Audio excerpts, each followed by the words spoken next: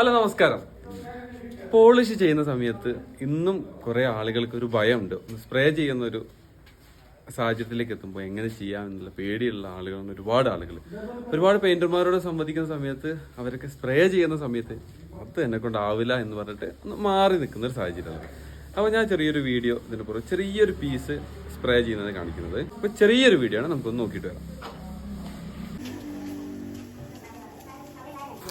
Air അടിച്ച് പൊടിയൊക്കെ തട്ടി വൃത്തിയാക്കിയതിന് ശേഷം ഈ ഒരു സർഫേസിൻ്റെ 4 ഭാഗവും ഈ വീഡിയോയിൽ കാണുന്നത് പോലെ സ്പ്രേ ചെയ്ത് കൊടുക്കുക. പ്രത്യേകിച്ച് ഇതുപോലെ കിടത്തി വെച്ചിട്ടുള്ളൊരു സർഫേസ് ആകുമ്പോൾ അതിൻ്റെ മുകളിൽ സ്പ്രേ ചെയ്യുക എന്ന് പറയുന്നത് വളരെ എളുപ്പത്തിൽ ചെയ്യാൻ പറ്റിയിട്ടുള്ളൊരു കാര്യമാണ്. നമുക്ക് എളുപ്പത്തിൽ കാര്യങ്ങൾ ഓരോന്ന് ചെയ്തു പഠിക്കും. ഈ വീഡിയോയിൽ ഒരുപാട് കാര്യങ്ങളൊന്നും പറയുന്നില്ല, ജസ്റ്റ് ഒരു സാമ്പിൾ മാത്രമാണ് കാണിച്ചിരുന്നത്. ഇത് യൂട്യൂബ് ചാനലിലുള്ള ഫുൾ ട്യൂട്ടോറിയൽ വീഡിയോ ഉണ്ട്. എങ്ങനെയാണ് ഗണ്ണ് സെറ്റ് ചെയ്യുക, എങ്ങനെയാണ് കംപ്രസ് ഉപയോഗിക്കുക എന്നുള്ള ഒക്കെ വീഡിയോ.